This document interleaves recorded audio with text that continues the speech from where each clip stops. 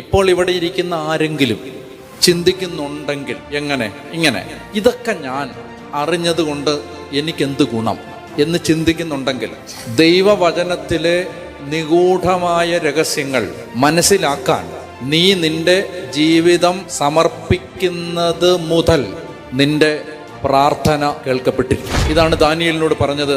ശരിയായി അറിയുന്നതിന് നീ നിന്നെ തന്നെ എളിമപ്പെടുത്തിയ നിമിഷം മുതൽ നിന്റെ പ്രാർത്ഥന കേട്ടിരിക്കുന്നു.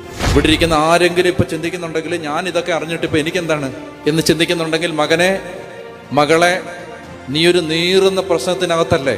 അതഴിയാനുള്ള വഴിയാണ്.